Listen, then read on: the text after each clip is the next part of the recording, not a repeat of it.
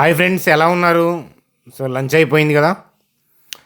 చూడండి friends, stock మార్కెట్లో correction ఎండా. సో ఈరోజు రన్నింగ్ క్యాండిల్ చూడండి. సో నేను వీడియో అనేది అంటే లైవ్ మార్కెట్లో రికార్డ్ చేస్తూ ఉన్నాను. సో సమయం 2:46 చూడండి. ఇంకా మార్కెట్ క్లోజ్ అవ్వటానికి అరౌండ్ 50 మినిట్స్ ఉంది కదా. సో 24,672 దగ్గర ఉంది. రీసెంట్గా వచ్చిన డిప్ అనుకోండి, లేదా రీసెంట్గా వచ్చిన ఫాల్. సో ఎక్కడితో ఎండా. సో రేపటి నుంచి స్టాక్ మార్కెట్లో పూనకాల. సో వీడియో జాగ్రత్తగా చూడండి. సో సర్టైన్ కండిషన్స్, అలాగే మార్కెట్ యొక్క గమనాన్ని, సో అవన్నీ కూడా మనం డిస్కస్ చేద్దాం వీడియోలో. తొందరపడద్దు. చూడండి ఫ్రెండ్స్, ఎంఫసిస్కి సంబంధించిన స్పెషల్ న్యూస్ అప్డేట్ ఏంటి, సో హెచ్యుఎల్కి సంబంధించిన పాజిటివ్ న్యూస్ అప్డేట్ ఏంటి, పర్సిస్టెంట్ లాంటి కంపెనీలకు ఉన్న సంబంధించిన న్యూస్ అప్డేట్స్ ఏంటి, అలాగే ఆర్బీఐ రేట్ కట్ అంటున్నారు, దాంట్లో వాస్తవం ఎంత, జీడిపి నెంబర్స్ ఒకసారి లుక్ చేద్దాం. అలాగే టాటా మోటార్స్ సో రీసెంట్గా 10% దాకా ర్యాలీ అయింది. ఏషియన్ పెయింట్స్కి ఉన్న గుడ్ న్యూస్ ఏంటి, అలాగే యూనియన్ బ్యాంక్స్, అలాగే పిఎస్యు బ్యాంక్స్ అన్నీ కూడా ర్యాలీ అయ్యాయి, కారణాలు ఏంటి, ఇత్యాది విషయాలు డిస్కస్ చేస్తూ సింపుల్గా వీడియోని క్లోజ్ చేద్దాం. చూడండి ఫ్రెండ్స్, వీడియోలోకి వెళ్ళే ముందు ఒకసారి మన ఛానల్ వీడియోని లైక్ చేయండి. అలాగే కొత్త వాళ్ళు అయితే కనుక ఒక 2-3 వీడియోస్ వెనక్కి వెళ్ళి చూస్తే కనుక మన ఛానల్ వీడియోస్ ఆటోమేటిక్గా మీకు నచ్చి సబ్స్క్రైబ్ చేసి తీరుతారు. సబ్స్క్రైబ్ చేసేవాళ్ళు బెల్ ఐకాన్ క్లిక్ చేయడం మర్చిపోవద్దు. చూడండి ఫ్రెండ్స్, స్క్రీన్ మీద ఏంటంటే నిఫ్టీ యొక్క డే చార్ట్ చూస్తున్నాము. సో రన్నింగ్ మార్కెట్ 24,666లో నడుస్తూ ఉంది కదా. సో టైం వచ్చేసరికి 2:48 అరౌండ్ అయింది.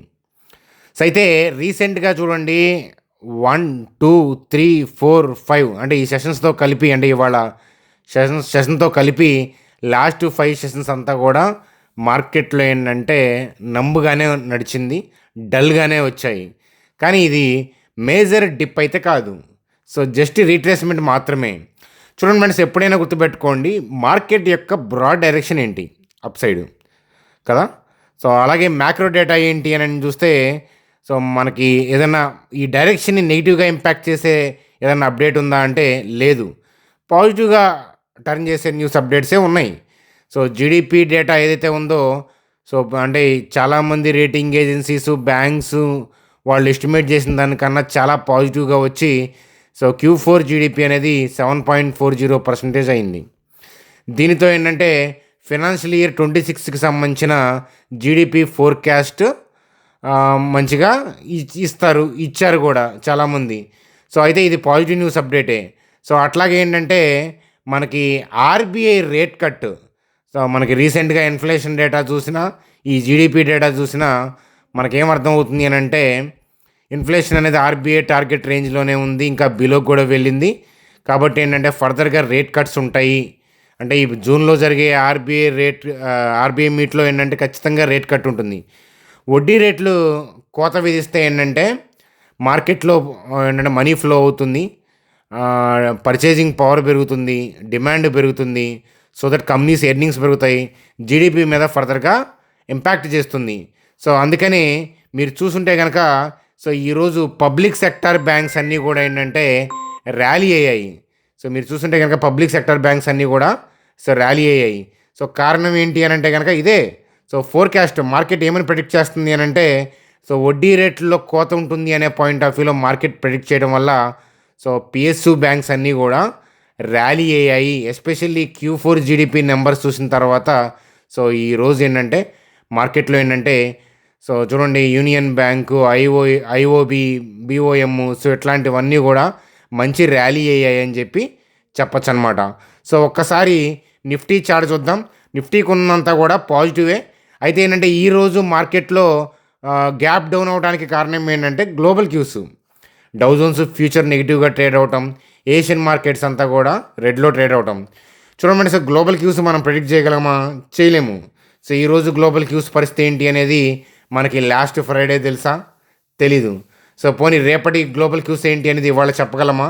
చెప్పలేము. అందుకని స్టాక్ మార్కెట్లో రేపేంటి ఎగ్జాక్ట్గా అనే దాన్ని బేస్ చేసుకొని ట్రేడ్ చేస్తే నష్టపోతారు, మీ అకౌంట్లు అన్నీ కూడా గొల్లవుతాయి. కానీ ఈ సీజన్ ఏంటి అంటే కనుక, సో రైనీ సీజన్ స్టార్ట్ అయిందా? అయింది కదా.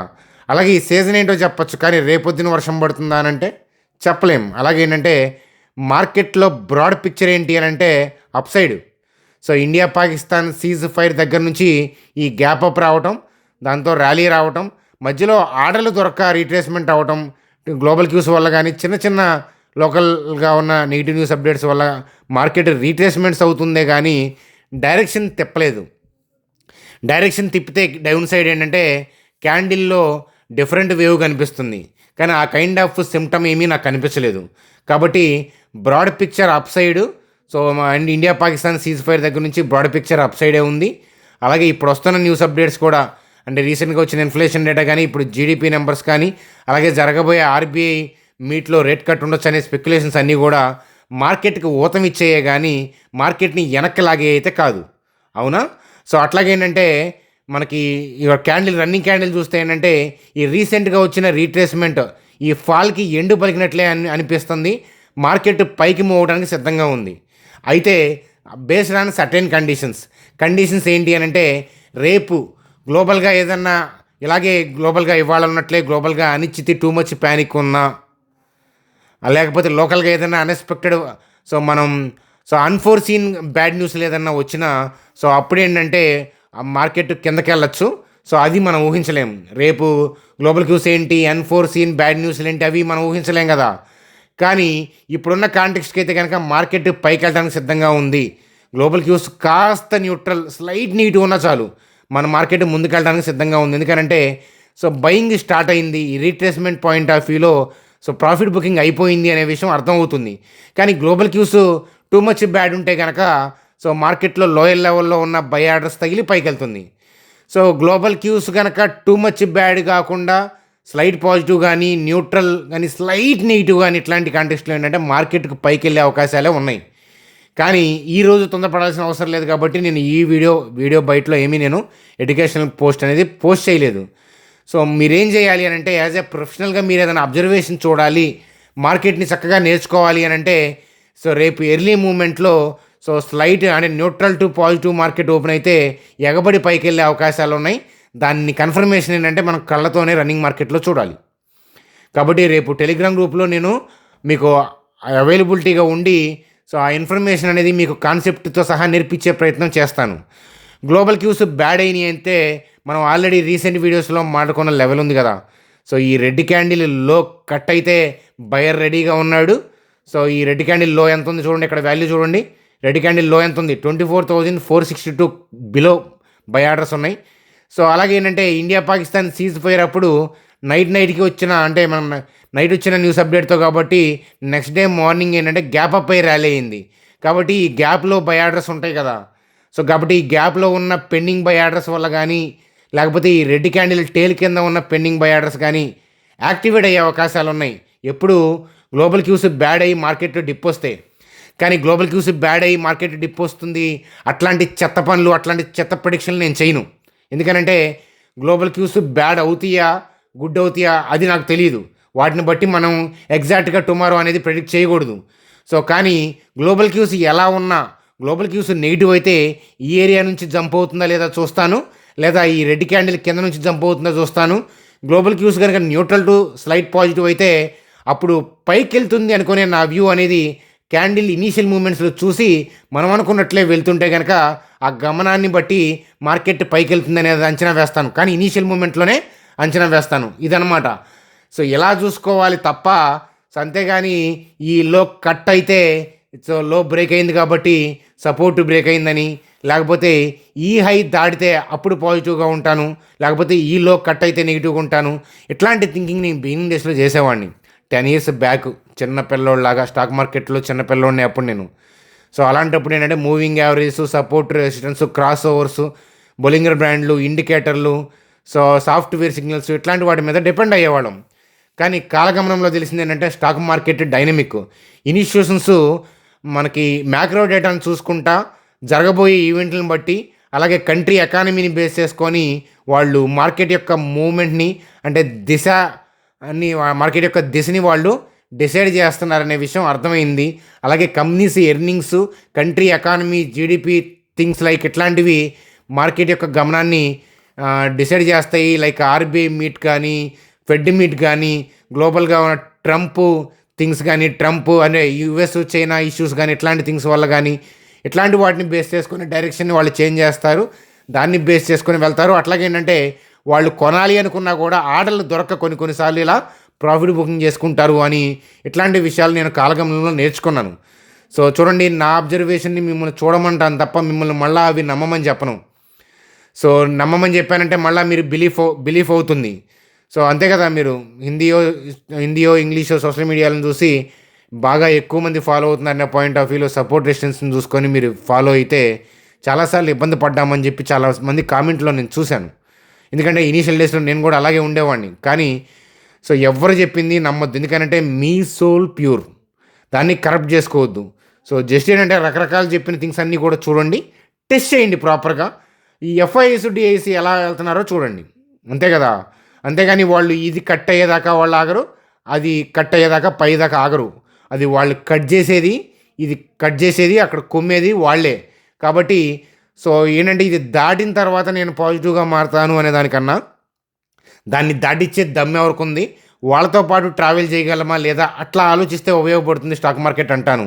కాబట్టి గ్లోబల్ క్యూస్ బ్యాడ్ అయితే లోయర్ లెవెల్లో బై ఆర్డర్స్ ఉన్నాయి. కాబట్టి ఎక్కడి నుంచి పైకి వస్తుందా లేదా అనేది ఈ ఏరియాలోకి వెళ్తే చూస్తాను. గ్లోబల్ క్యూస్ కనుక న్యూట్రల్ టు స్లైట్ పాజిటివ్ లేదా స్లైట్ నెగిటివ్ అయితే కనుక ఉన్న పళంగా పైకి వెళ్ళే అవకాశాలు ఉన్నాయి. ఎందుకంటే మార్కెట్లో అంటే ఈ రన్నింగ్ క్యాండిల్ ఏంటంటే బయింగ్ కొట్టొచ్చినట్టుగా అనిపిస్తుంది. కాబట్టి అది చూస్తాను. కాబట్టి ఇలా డైనమిక్గా నేను ఇన్స్టిట్యూషన్స్తో పాటు యాక్టివ్గా చూస్తాను అబ్జర్వేషన్. కాబట్టి నా అబ్జర్వేషన్ని ఒక 6 months చూడండి, అంతేగాని ట్రేడ్ చేద్దామని ఎగబడి సో ఎలా పడితే అలా ట్రేడ్ చేయొద్దు. ఎందుకంటే ఇక్కడ నేను మీ కాన్సెప్ట్ నేర్పిస్తున్నాను, నాలెడ్జ్ షేర్ చేస్తున్నాను. కాబట్టి ఏదైనా ట్రేడ్ డెసిషన్స్ తీసుకోవాలంటే మీ ఫైనాన్షియల్ అడ్వైజర్ని కలవటం అనేది తప్పనిసరి అని చెప్పి మరొకసారి చెప్పుకుంటున్నాను. చూడండి సార్, బ్యాంక్ నిఫ్టీ చార్ట్స్కి మళ్ళా వద్దాం. సో అంతలోపు ఏంటంటే రిమైనింగ్ న్యూస్ అప్డేట్స్ చూసే ముందు ఇప్పటిదాకా మనం చెప్పిన థింగ్స్ న్యూస్ అంతా అంటే ఈ చార్ట్ అనాలిసిస్ నచ్చితే కాస్త యూనిక్గా ఉంది అని అనిపిస్తే కనుక వీడియోని లైక్ చేయడం మర్చిపోవద్దు. సో అలాగే మీలో ఎవరికైనా డీమ్యాట్ అకౌంట్, ట్రేడింగ్ అకౌంట్ లేకపోతే సో ఇక్కడ నేను ఏంజల్ జెరోదా లింక్స్ ఇచ్చాను చూడండి. బిగినర్స్ అయితే మస్ట్గా జెరోదా ప్రిఫర్ చేయండి అంటాను. యాప్ అది బాగుంటుంది. మీరు మొబైల్ నెంబర్ ఎంటర్ చేసి ఇక్కడ ఓటీపీ ఎంటర్ చేసి డీటెయిల్స్ ఇస్తే 10 minutesలో అకౌంట్ ఓపెన్ అయిపోతుంది. ఏంజల్ అయినా జెరోదా అయినా అకౌంట్ ఓపెన్ చేస్తే ఐడిని మా టీం నెంబర్కి వాట్సాప్ చేస్తే వాళ్ళు ఏదైనా వెబినార్లు కండక్ట్ చేస్తున్నప్పుడు మీకు ఇన్ఫామ్ చేస్తాను. మీరు చేయాల్సిందల్లా మన లింక్స్ ద్వారా అకౌంట్ ఓపెన్ చేసుకొని ఆ క్రియేట్ చేసిన ఐడిని మా టీం నెంబర్కి వాట్సాప్ చేయండి అని చెప్పి చెప్తాను. చూడండి సార్, న్యూస్ అప్డేట్స్లో మనకు బాగా వినిపిస్తున్న న్యూస్ అప్డేట్ ఏంటి అని అంటే ఇక్కడ యుఎస్ చైనా ట్రేడ్ టెన్షన్స్తో ఏంటంటే ఐడి స్టాక్స్ డ్రాప్ అయ్యాయి కనిపిస్తున్నాయి. పర్సిస్టెంట్, టెక్ఎం ఇట్లాంటి అలాగే అదర్ ఐటీ స్టాక్స్ డ్రాప్ అయ్యాయని న్యూస్ అప్డేట్ కనిపిస్తూ ఉంది. ఒకసారి అబ్జర్వ్ చేయండి. అట్లాగే ఏంటంటే ఎంఫసిస్కి సంబంధించిన స్పెషల్ న్యూస్ చూడండి.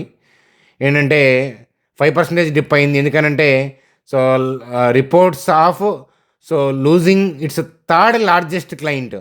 సో ఫెడెక్స్ని వాళ్ళు లూజ్ అవ్వబోతున్నారు అనేది ఆ న్యూస్ అప్డేట్తో ఏంటంటే మనకి ఎంఫసిస్లో 5% దాకా డిప్ వచ్చింది ఇంట్రాడేలో.